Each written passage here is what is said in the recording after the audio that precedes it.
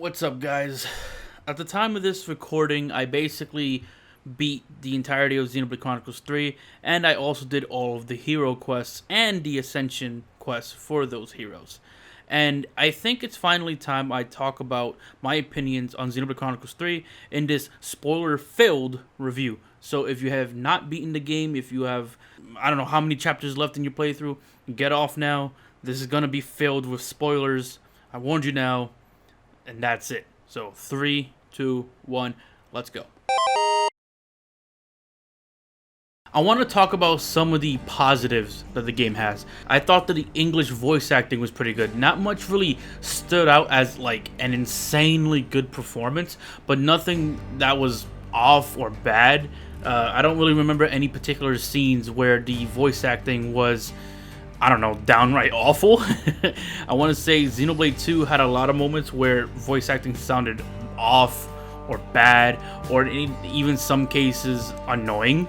And while I wasn't exactly at the edge of my seat when it comes to Xenoblade 1 voice acting in some cases, it was still pretty good. Like, they did a pretty good job on it. Music is fantastic, but so is every Xenoblade game's music.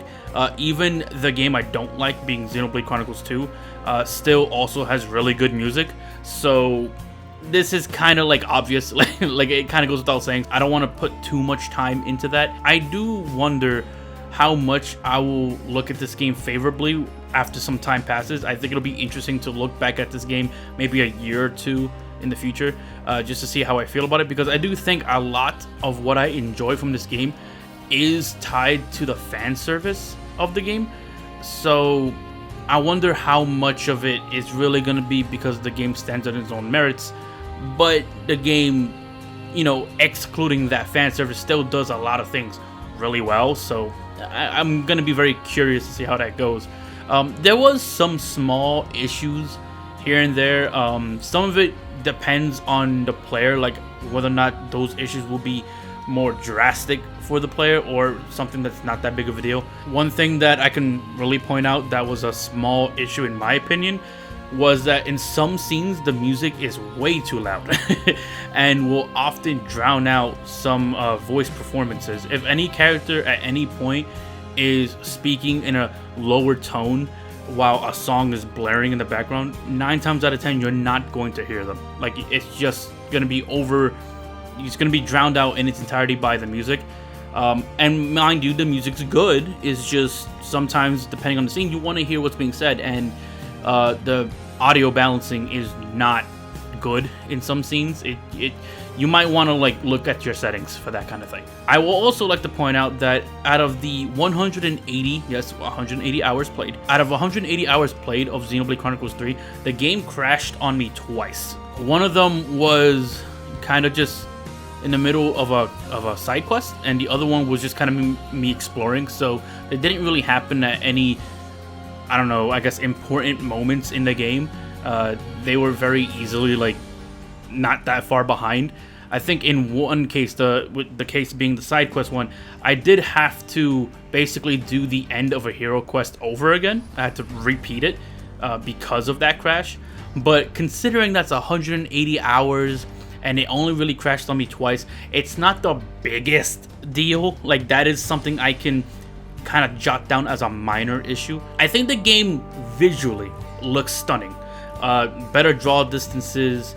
It's definitely the most detailed Xenoblade game out there. But I think in terms of design of those areas, most of the areas seem like it's played pretty safely. You know, the typical grass fields and water, and not much really makes them stand out on their own. Of course, you have things like the Mechonis sword being there, but I'm looking for things that make that world stand out without referencing, you know, the Orion Titan or the Mechonis sword. I want to see what's special about Ionios. And I can look at like places like, let's say, Leftheria in Xenoblade 2. I can look at the snowy mountains of Xenoblade 1, where they didn't just have a snowy mountain. At night, it has like these sort of golden pillars that rise up into the sky. You can also mention Satoru Marsh, that has, at night, it's like this beautiful, colorful forage of trees and whatnot, but in the morning, it's like this dead swamp that just looks disgusting, honestly. And I don't feel like there was really much of that in Xenoblade 3. There wasn't really a lot of locations that at night it's drastically different than it is in the morning, or it just feels like if you're in a grass field, that's what it is. If you're at a snowy mountain, that's what it is, and it doesn't really change too much. So I think in that end, I feel like it is, I want to say, the more boring of the Xenoblades for that reason.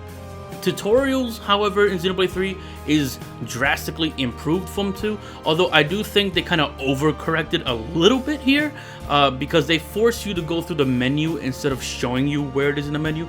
I think the best way of doing a tutorial is essentially in the style of Breath of the Wild, where it doesn't feel like a tutorial, or you do it in the style of Xenoblade 1 and Xenoblade X, where they tell you what to do, but they also have like diagrams and pictures showing you where to go.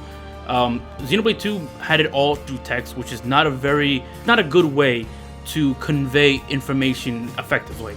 And Xenoblade 3 kind of forces you to do it. Like, you can't exactly just, get the gist of it and then that's it, you got it in your brain and you can move on. You have to go through the menus. So I think it's better than 2, but it's a little bit of an overcorrection, I think. Although, going into the combat, I do think it has by far the best combat system in the series. I was very vocal about my opinion on the Xenoblade 2 combat system, as I felt it just wasn't a very fun system. I think the combat system in terms of 3 is very strong, and I think this is probably my favorite combat system in the series. It does feel absurdly easy, but I played on normal, so I don't know if that's going to be a big sticking point for a lot of people. But it did feel really easy. I was able to get a particular class, the Flash Fencer, Ethel's class, to level 20, and it gives you this perk that basically automatically gives you the ultimate. And so giving it to Noah, I was able to draw Lucky 7 every single time immediately. And because I was able to do that, and because you can farm Lucky 7 to farm the chain attacks, every single fight from that point forward, from the story to side quests onward, was trivial. Like, it was absolutely easy, because it essentially made it so that you got a free smash combo every time that's an AoE with piercing damage and everything. And then even if the monster gets aggroed on me directly after, I can plan ahead by farming the chain attack, immediately go into chain attack, and then by then I kill everything. I was able to get about 11 million damage. I'm not sure how that compares to other people out there. I'm sure you can find much better players on YouTube that has damage significantly higher than anything like that. But for me, this game is easily the easiest game in the series by a pretty considerable margin. I will say that I really don't like the fact that they brought back the thing where you can't attack during movement. It was something that was introduced in Xenoblade 2, and I was never really fond of it, although I will say, in the case of Xenoblade 3, it is improved because, the little right stick button has this little dash that allows you to easily position yourself to be able to do things a little better. So I do think, once again, it is an improvement over 2, but not quite what I'm looking for. Not only that, but you can be overleveled very easily.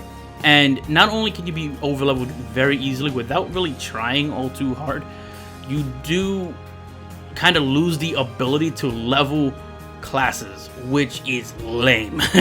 If you are, I think it has to be 5 levels. If you are 5 levels over leveled from an enemy, you get practically nothing in terms of leveling their rank, and that is just lame. That I really don't like that system. And not only that, but it's insanely easy to get over leveled, because the game just throws XP at you for everything, and then it almost makes you not want to use the rest system at camps, because it just makes you even more absurdly overleveled. And if you have to kind of ignore a whole mechanic that the game has in place for there to still be a challenge, I guess you're gonna have to bump that up to hard or something. But I will say that, at least on normal, it feels a little too generous for the player. I think it's a result of too many new mechanics added to benefit the player, and not enough things made to have the game harder. So you have so many new tools and creative ways to fuse classes together and figure out cool builds, but not enough in the actual game that makes the enemies tougher to kind of justify that. Then again, I guess none of the Xenoblade games were necessarily hard in the campaign, but I will say this game is by far the easiest one. Chain Attack, by far, is cool. I like Chain Attack, the music's dope. However, the fact that Chain Attack music overrides every theme in the game except for the final boss, that's the absolute biggest buzzkill in this game. To the point I almost didn't even want to use Chain Attacks in certain fights. It completely destroys the tone of particular important battle themes. Like, for example, if you're fighting a member of Mobius, you have that really good Mobius track that I think personally is my favorite track in the entirety of Xenoblade 3. But even if you go through a really gut-wrenching scene with a insane member of Mobius and they have that crazy theme playing, it'll just be completely interrupted by Chain Attack.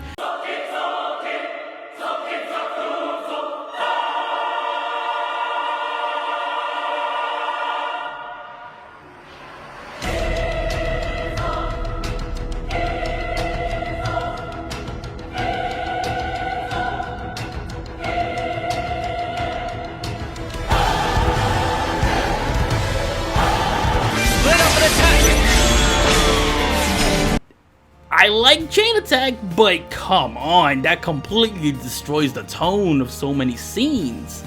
I'll also say that the economy in Xenoblade 3 is terrible. You will never have a situation where you're gonna run out of money or ether for any reason. There's an entire side quest in the game where they expect you to put down 500,000 like money or gold or whatever it would be, and I was able to drop that money immediately. There was no grind whatsoever. There was no building up to it over time like you would with like Colony 6 and like Xenoblade 1. None of that. It was just instantly done. Like instantaneously. And I don't know. I feel like when a game has a bad economy like this, it makes me feel like I want to use this money and ether for something so badly, but then I just can't because there's nothing to use it for. So it ends up being kind of slightly frustrating because there's nothing, I can't do anything with it. Although I will say that I do think Nopon coins are at a perfect place where you get them about just as much as you use them, and you don't get like an absurd amount that makes, let's say, gem crafting completely superfluous in terms of collecting materials. Like, you're still gonna collect materials, and every once in a while you're gonna supplement those materials with Nopon coins, and I think that that's a good place for it. Like, Nopon coins are pretty good. Ether and money, however, completely obliterated. The economy is terrible. Now, I'm gonna get into story now, so this is the part of the video where I'm gonna talk about some spoilers, about how I feel about certain sections of the story, and how I feel about whether or not it was good, bad, or wherever it falls in between. So, speaking of falling in between, I will say that in terms of how engaged I was throughout the story, I want to say it falls somewhere in between Xenoblade 1 and Xenoblade 2. Xenoblade 2, I felt that a lot of sections of the story was kind of just frustrating to me. I didn't really feel engaged with the characters. In fact, I felt kind of annoyed by some of the characters in that game, and I just didn't feel any kind of kinship with them. Like, I didn't, vibe with them. It just wasn't working for me, right? I go to Xenoblade 1, and I was at the edge of my seat for the entirety of that campaign. Multiple times I was yelling at my TV and just insane hype in whatever twist they were pulling off. I had tears welling up in my eyes for certain scenes in that game. That game had me gripped completely. So I want to say Xenoblade 3 kind of falls somewhere in between. I wasn't as engaged as I was in the first game, but I wasn't really annoyed or anything with like I was with 2. If anything, I want to say that the story in this game is very good, but it never quite hit the peaks of Xenoblade 1 for me in terms of my level of engagement with it. For example, I will say that I feel like Senna needed development that didn't involve other characters. It feels weird that every other character in this game feels like they have some kind of personal turmoil of some kind in terms of how they feel about things and what they go through and whatnot. But in both Senna's, I guess, section of the plot and even her ascension quest, both have to do with other people. And I understand that they wanted to have this thing where Senna feels this way because of other people, and she has like this development tied to them. But I really wanted to see how Senna feels on her own. Like, what does she think about certain things? What is like influencing her that doesn't depend on other people? The fact that Senna's Ascension hero quest made me think it was Gondor's hero quest, and I totally forgot it was Senna's, says a lot to me. Like, I genuinely thought at one point that it was Gondor's side quest because it has so much to do with Shania and Gondor, and to the point where Senna doesn't really say all that much in that quest is kind of crazy to me. I think Senna desperately needed more development, at least in my opinion. I felt like she wasn't really as well developed as other characters. I personally like the Keves crew very much. Uni's personally my favorite. But I do think the Agnes crew wasn't as interesting to me, and Senna being the worst of the bunch in my personal taste.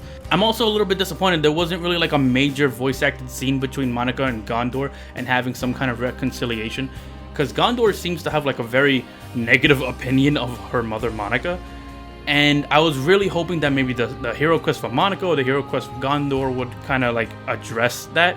And I guess in a way, slightly Gondor's kind of touches on it, but like very indirectly. But I really wanted to see Monica and Gondor kind of, I don't know, almost fix their relationship of sorts. But it seems that never really happens. And speaking of Monica and Gondor, what was the point of them in the end of the game? Because they show up at the end of the game because they said they want to see the face of their enemy. And then I think after that, they say one thing, maybe one or two things, and then they're gone for the entirety of the rest of the game. And then they do this thing where they bring in a bunch of heroes to help guide you in your fight, like kind of join you on the fight. And I don't know if it's the same heroes for everyone or they pick random heroes or however that works exactly. But they kind of teleported in Monica for me, implying that she wasn't already there. Like, she was less than 2 feet away from me when this scene started. And then when we get to the scene where she teleports in, it makes me think, like, did she just teleport, like, from 5 feet away from me to get to this fight? Like, that just seemed like such a weird thing. So I feel like that would have been much better if Monica and Gondor didn't do that. Like, if they weren't there at the end. Because it feels like they were completely forgotten about. And going further into that, Mobius X and Y felt super rushed at the end. They don't even get a death cutscene. Like, every other Mobius gets a cutscene death or anything, and they're just kind of thrown in there as almost like mini bosses leading up to Zed, and that felt rushed. I'm sorry, it felt very rushed. A lot of the final dungeon origin felt very rushed because Monica and Gondor are there for no reason, and Mobius X and Y was just kind of thrown in there. I almost kind of prefer the idea of X and Y just dying before getting to origin. Like, I'm not, like, it just felt weird that they were just kind of thrown in and they don't even get a cutscene or anything. It was just weird. Also, the Mobius reveal at the end, kind of explaining what they are, felt lacking. I don't really like the explanation of that they are the will of the people, essentially. I like when my villains are something that makes sense within it makes sense in terms of like how the world creates them. Zanza is a villain who was created by Klaus, essentially making this universe. And then you have Malos, where even though I'm not big on Xenoblade 2, he was created by the same guy for the most part. So I kind of don't like the idea of just consciousness taking form in this game, as I don't feel like it fit very well. It felt like a very underwhelming reveal. And normally, the reveal at the end of a Xenoblade game is usually the part where everyone gets the most excited, but that just wasn't for me here. I feel like Mobius as a concept was far better at the first half of the game, where they were more mysterious. The explanation at the end where they were essentially bringing up that they're basically doing the right thing by stopping time and stopping Oblivion, that is much better. I feel like they should have leaned on that side of it more, having Mobius believe they're doing the right thing, instead of just so many of these Mobius people just being insane for the sake of being insane. A lot of them felt very campy. So the mysteriousness was cool, and I think doing the right thing for the fate of the world is a very cool angle, but I don't think they utilized it as best as they could have, because they kind of wanted to make them come off as very evil. So they didn't really feel as threatening as I kind of hoped they would. They just kind of came off as campy villains for the most part. Also, that ending photo with Rex is slightly disturbing to me, considering we're talking about a man having kids with like 3 women, 2 of which were way older than him when they met him when he was a child. I don't know, man. Xenoblade 2 weirds me the fuck out. I'll be honest, it weirds me out. But I think that's kind of it, guys. I don't think I have much else to say. I think this game is most of the time very good, except for, you know, like the examples I gave. Certain things just don't hit the highs for me. This is a very strong game. It's a very good game, and I think it's one of the most consistently good games when it comes to Xenoblade. There are other scenes that I have issues with, like for example, there's a scene where Mio was able to punch a Mobius fusion guy with just her bare hand, not Ouroboros or anything, and the guy just flies backward, and just because she had like this emotional outburst, and that just looked funny to me. That was unintentionally hilarious to me, because there's no reason why she should be able to do that. I am perfectly fine with the idea of characters having their emotional moments and, like, you know, expressing that, but I want it to make sense, and this did not make sense. How is someone able to just do that to a Mobius? Meanwhile, in the beginning of the game, they couldn't do jack shit to a Mobius. And then she just, why? Because she's emotional? And you can't even make the argument that, oh, it's because now she's Ouroboros, and now, even when she's not in an Ouroboros form, she's stronger. But we have a scene also within the same game where they're in the Macther Wildwood, and Lance still needs to use his power frame and his, like, that gear that Kevis people use to kind of keep up with Agnes people, to kind of, I think it was like, I think he was moving a boulder or something, and he still needed that. And it's kind of like, why would he need that if Ouroboros makes them strong even without the form to do that? But in this other scene involving Mio, she's able to punch a fused Mobius with no problem, just because of having an emotional outburst. I mean, when you compare that to Xenoblade 1, where Shulk has an emotional outburst, he gets just thrown backward by Metalface. Like, it's like, what are you doing? Why are you doing this? The only time he has an emotional outburst and he actually ends up doing well is because he got some kind of power up right before that for it to make sense. So, I don't know. I can kind of go on and on and on about, like, Xenoblade 3 since I just beat it, but I don't want this video to get too long, and I think it's already too long. So just let me know in the comments down below how you guys felt about this game. Do you think it's the best Xenoblade game for you now? Do you think it's a masterpiece? Do you think what I'm saying is a little too much, too harsh on it?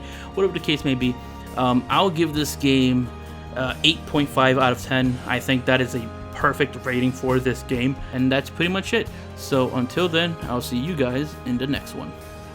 Shifty, yeah, shifty, wanna be the #1 gamer, come and get me. It'd be dope if you subscribe, could you like the vid, please?